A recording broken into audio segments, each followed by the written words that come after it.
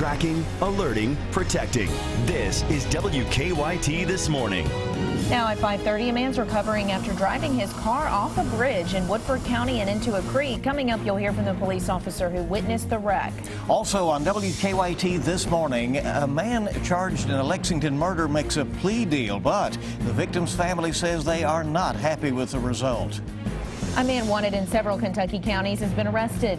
These stories and breaking news as it happens on WKYT This Morning. Hey there, good morning and welcome. It's good to have you with us on WKYT on this Thursday morning as we get this day off and rolling. I'm Bill Bryant. And I'm Rebecca Smith. The cold is here. That's pretty much what we've been saying. It may be here to stay, yeah, you know. I think so. Because we keep thinking we might get out of it and then, a day or two later it drops again. Let's check in with meteorologist Micah Harris in our First Alert Weather Center. Good morning. Hey, good morning, guys. Yeah, I think the cold's here to stay. It doesn't look like it's going to change anytime soon, at least the cooler air.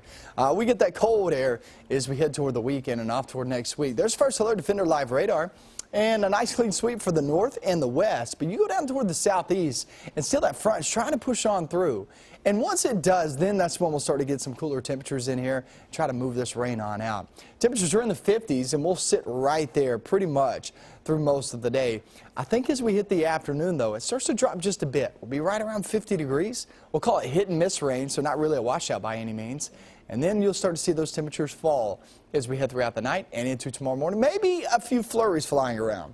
We'll see how it turns out, and I'll show you that forecast coming up.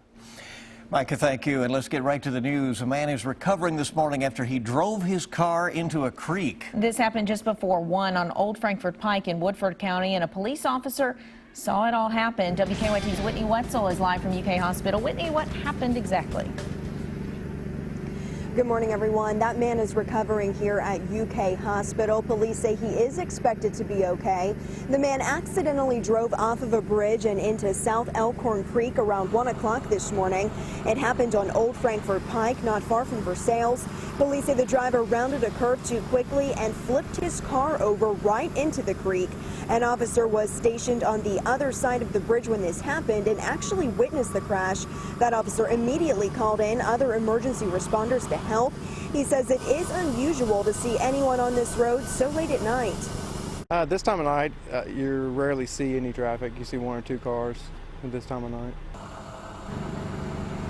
Crews were able to get the driver out to safety, but of course it took several hours to get his car out of the stream. Officials say they're not worried about any fluids getting into the water. At this point, they're not sure whether this accident was weather-related.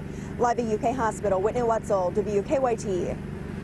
Thanks, Whitney. And in Lexington, police also had to drag another vehicle out of a creek this morning. It happened around 3:45 this morning on Cambridge Drive. Police say a woman originally told them that she was carjacked, but police soon figured out that that was apparently a lie. Police say they discovered that her boyfriend was driving under the influence when he lost control and drove into the creek. Both the woman and her boyfriend made it out safely, but police say the man took off, and police have not been able to find him yet. Laurel County deputies arrested a man they say was wanted in several Kentucky counties for a multitude of crimes. Deputies arrested 34-year-old Randolph Boswell after they say he tried to take off in his car near London. WKYT's Mark Barber is at our live desk working to look up some details on those crimes that Boswell is accused of. Mark, good morning. Good morning, Bill. Randolph Boswell is facing charges in 6 counties. He's accused of more than a dozen crimes that range from writing cold checks to scamming the elderly. Investigators say when they tracked the 34-year-old fugitive to a parking lot in London yesterday, he tried to escape, so he is also charged with fleeing or evading police in Laurel County. In Pulaski County, deputies tell us he scammed $1,800 from someone by posing as a telephone service repairman. Deputies tell us Boswell was also involved in organized crime in Rowan County. Investigators say he and several other people posed as contractors installing lighting protection. We're told he was able to trick an 85-year-old man into giving up $1,000. Boswell is also facing several charges, including theft by deception in Harlan County and McCreary County. Now, he was also wanted in Carter County after investigators say he didn't show up in court to answer for numerous traffic violations. From the live desk, Mark Barber, WKYT. A man accused of killing a Lexington teenager has agreed to a plea deal, and now the victim's family is speaking out. Last year, police say Ernest Wheeler shot 18-year-old Patrick Puckett at a Lexington apartment. Wheeler had been charged with murder, but he pleaded guilty to manslaughter. Under the deal, that carries a recommended sentence of 12 years in prison. Puckett's family says it's not enough for losing a son. People say, well, how much time is enough? You know, I don't know that. But the thing is, I know 10 to 15 years isn't. Wheeler is scheduled to be sentenced next month. The search is continuing this morning for a robber who police say tied up 2 workers at an Estill County store. That robbery happened about 11 Wednesday morning at the Cash in a Dash store there in Irvin.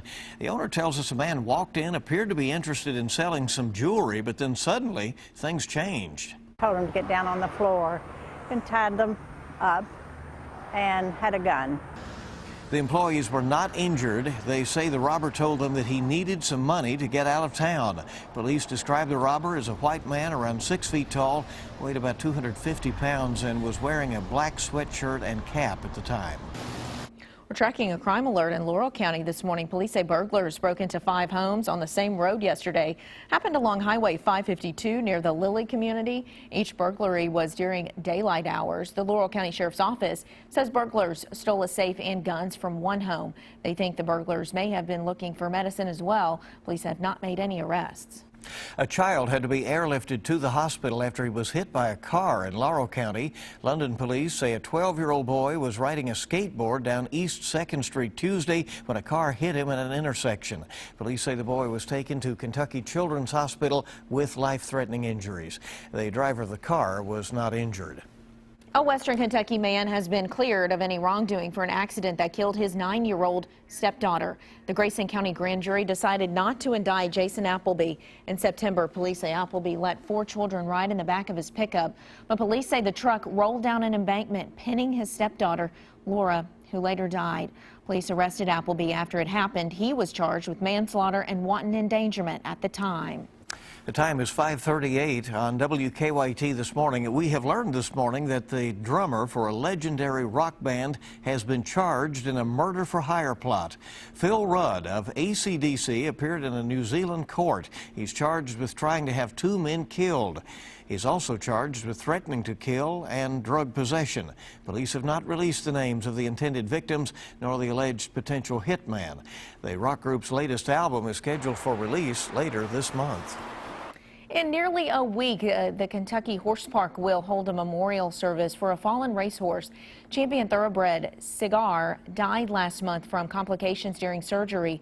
He'll be honored at a public service on November 14th, starting at 2 o'clock in the afternoon at the park.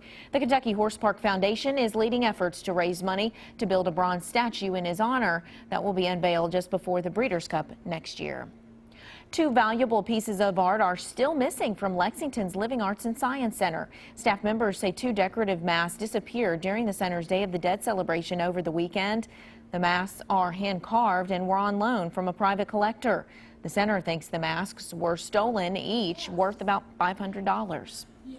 Now that the election is over, some are already looking ahead to next year and the race for Kentucky governor. A new WKYT Herald Leader Bluegrass poll asked voters about some of the names being mentioned in that race. Allison Lundergan Grimes may have made a name for herself with her bid for the U.S. Senate and her position as Secretary of State, but half of those polls say she should not run for governor. As for the 3 men who have already jumped into the race, Attorney General Jack Conway scored the highest favorable opinion, with 27% of those polled in favor. Republican Agriculture Secretary James Comer had 13% in favor, with 41% not having an opinion at all about him. And Republican Hal Heiner had just 8% in favor. That poll surveyed 800 adults. Primaries for the governor's race will begin in May. The elections will be next November. Power has been restored to everyone who lost it after a crash in Lexington. Kentucky Utilities says the last customers were still in the dark, went back online at about 10 last night. Police say Wednesday morning a tractor trailer hit a utility pole on North Broadway near West 6th Street. North Broadway was closed in that area all day so crews could make repairs. Lexington police stayed to clean up until about 11 o'clock last night. Well, country music's biggest award show wrapped up last night with some stars taking home several trophies. And country's power couple took home the awards for Best Male and Female Vocalists. Blake Shelton and his wife Miranda Lambert took home those awards. Lambert won the most awards last night. In addition to Best Vocalist, she won Single and Album of the Year. Luke Bryan won his first award at the CMAs by winning the Entertainer title. Casey Musgraves won Song of the Year for her anthem, Follow Your Arrow. So it looks like a good time was had by all. It was, and Luke Bryan really, cementing himself now as a country music big star, the Entertainer of the Year, the top award there at the CMAs.